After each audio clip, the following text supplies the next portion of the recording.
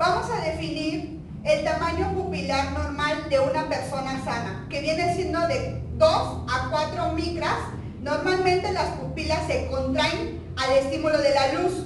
Si una persona no hace una contracción al momento de tener contacto con la luz, estaríamos hablando de una persona que tiene a lo mejor anormalidades por herencia o anormalidades por algún trastorno dentro de nuestro cerebro. Estamos hablando del reflejo motor, y al iluminar la pupila de un ojo se observa que la del otro también se contrae. Si esto no sucede, estamos hablando de un reflejo que no es consensual.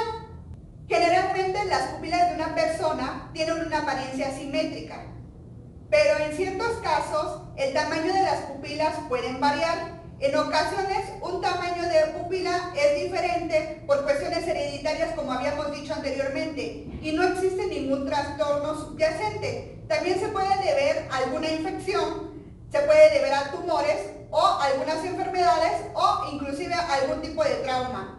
Vamos a definir 4 definiciones importantes dentro de la valoración pupilar.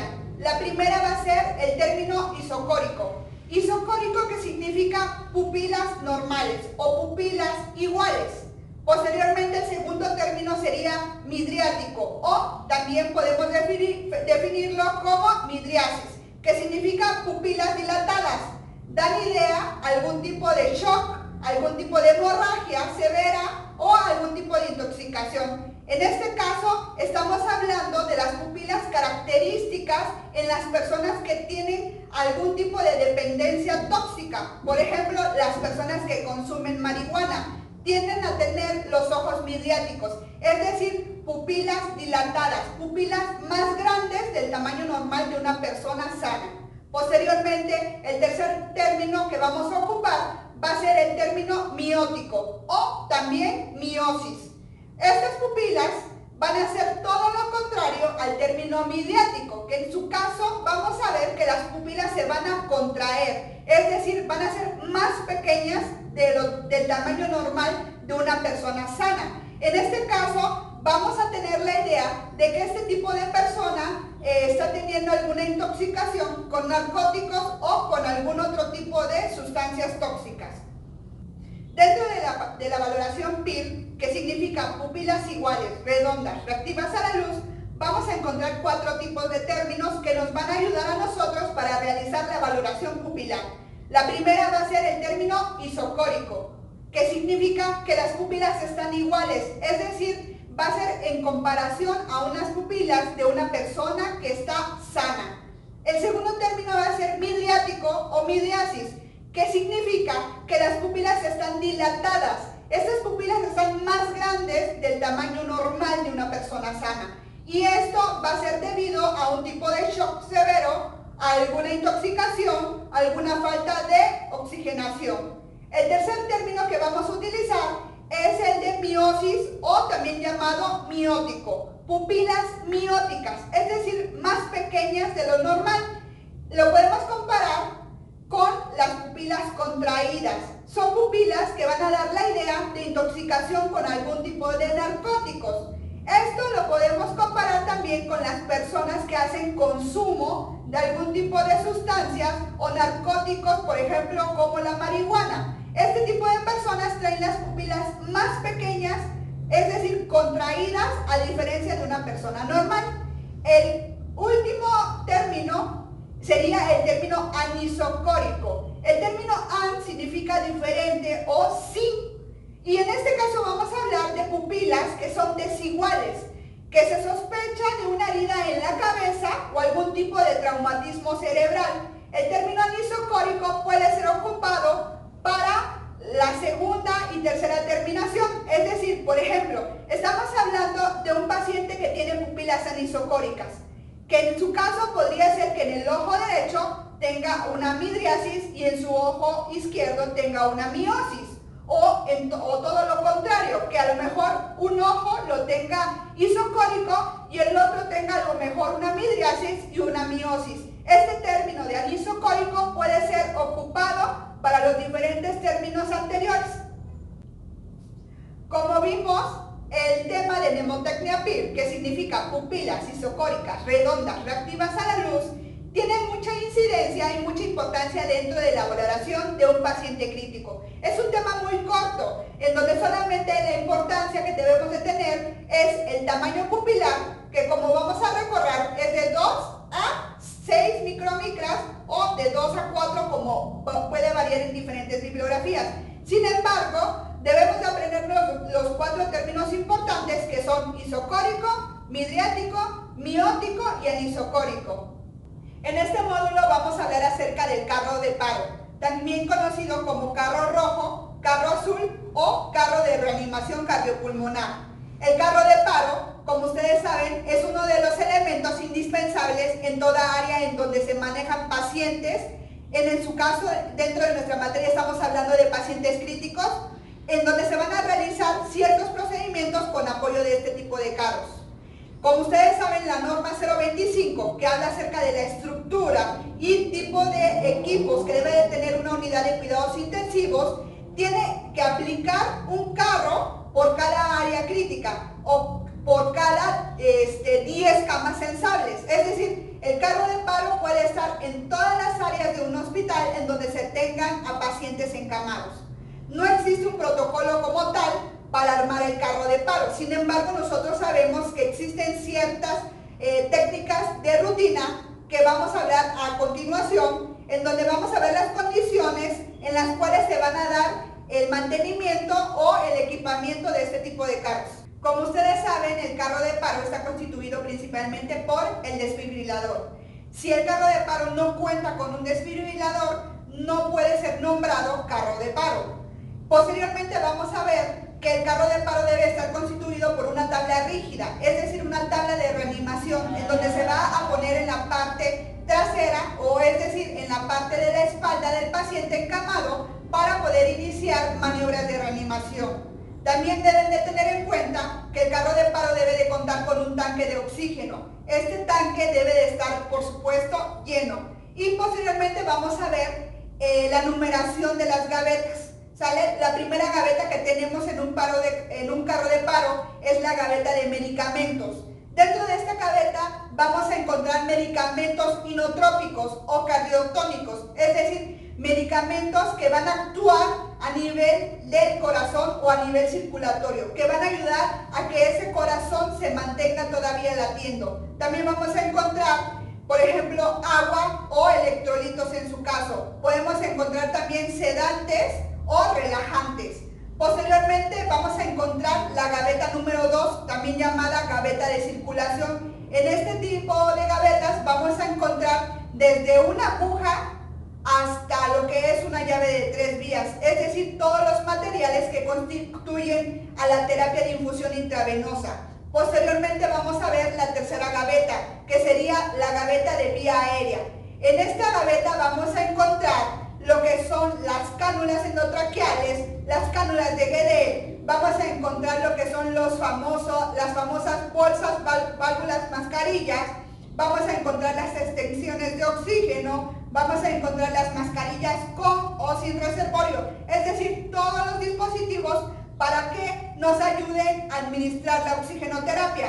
Por último, vamos a encontrar la gaveta de infusiones. En este tipo de gavetas vamos a encontrar soluciones base, es decir, soluciones que ayuden a la estabilización de nuestro paciente. Vamos a encontrar soluciones tanto cristaloides como coloides. El compartimiento principal o superior nos dice la bibliografía que no se incluyen aquí los elementos para la toma de la presión, ni tanto el oxímetro de pulso individual o personal, ya que se entiende que las unidades de cuidados intensivos cuentan con estos tipos de elementos en la cabecera de las unidades, por lo tanto no debe de existir dentro del carro rojo. Ahora vamos a hablar acerca de los medicamentos que vamos a encontrar en la primera gaveta, que es la gaveta de medicamentos. Vamos a encontrar medicamentos como la adrenalina, la vasopresina, la lidocaína, la miodarona, la atropina, la dopamina, la dobutamina y el propranolol. Vamos a encontrar a su vez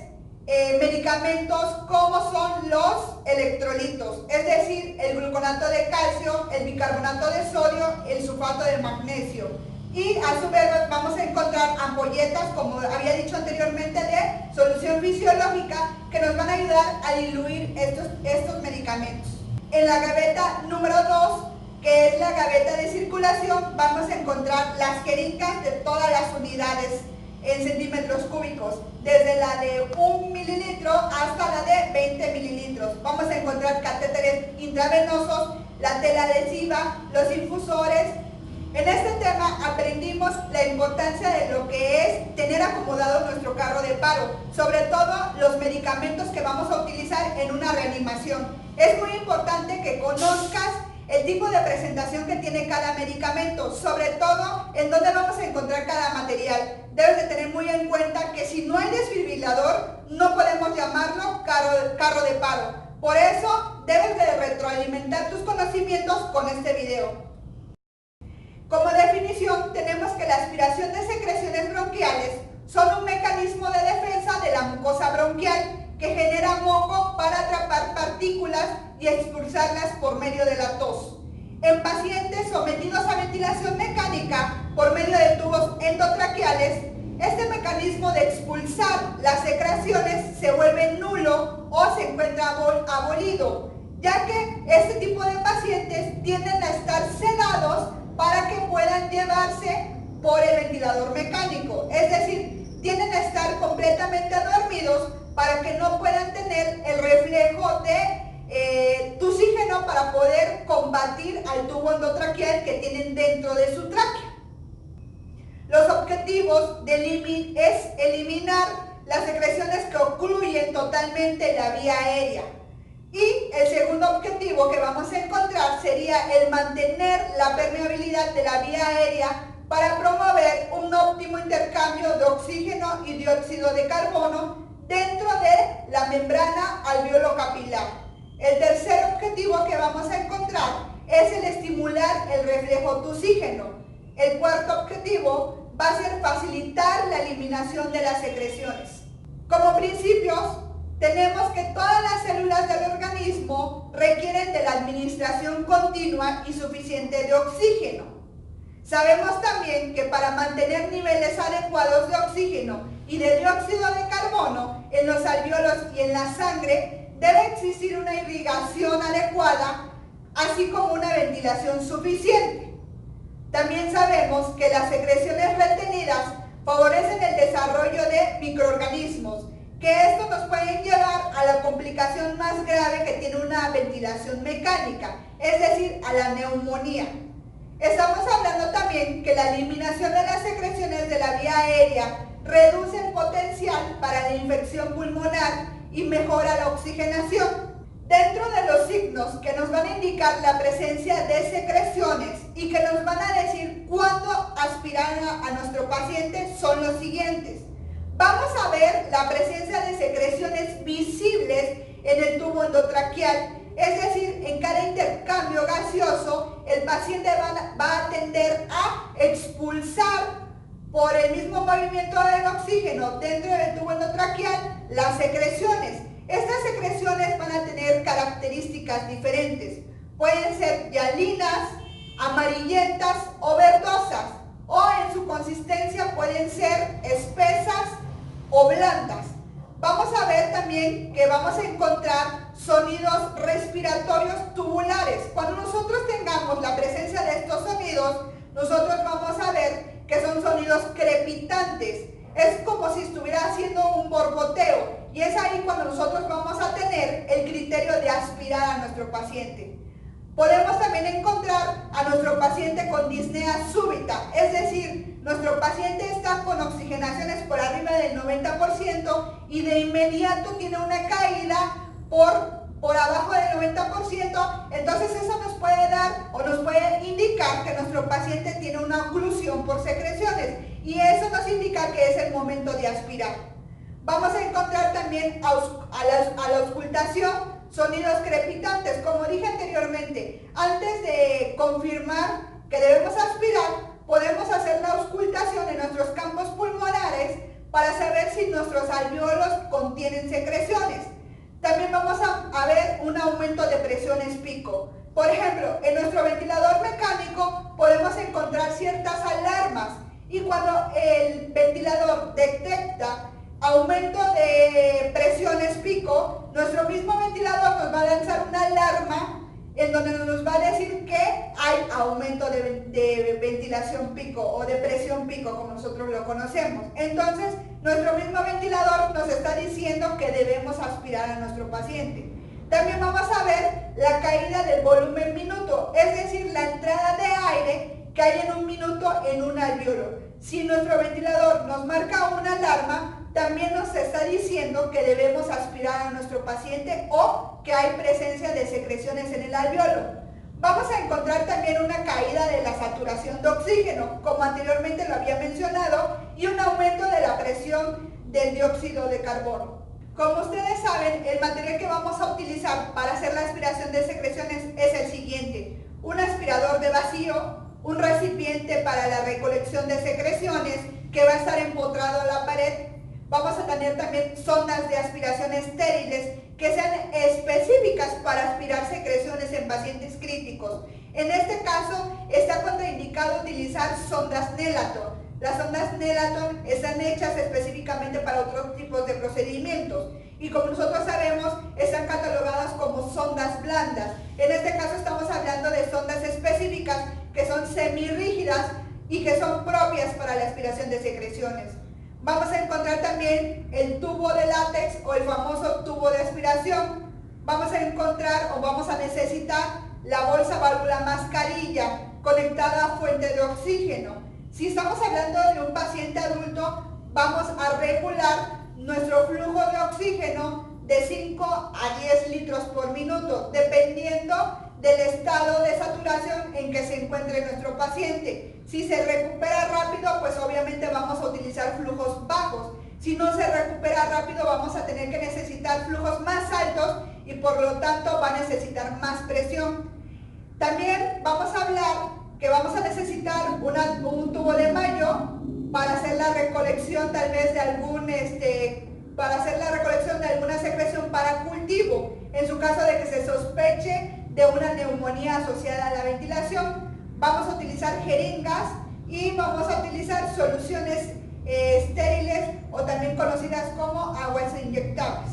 Para iniciar el procedimiento de aspiración de secreciones, primero tenemos que avisarle a nuestro paciente en estado crítico. Es decir, nosotros tenemos que ver si nuestro paciente está consciente, avisarle antes de realizar el procedimiento. Si nuestro paciente no está consciente, aunque esté sedado, debemos de realizarlo, ya que nosotros tenemos que mantener el trato digno a nuestro paciente que no se encuentra con funciones físicas activas. Para iniciarlo, vamos a colocarlo en posición semi-Fowler. Si se puede hacer una posición de Rosier para alinear la vía aérea, sería mucho mejor. Vamos a ver también, o vamos a verificar que la fijación del tubo endotraqueal se asegura.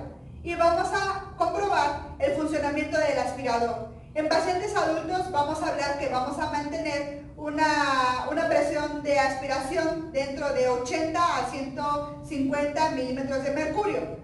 Vamos a ver también, o vamos a verificar, que nuestro globo de nuestro tubo endotraqueal esté en buena presión, es decir, de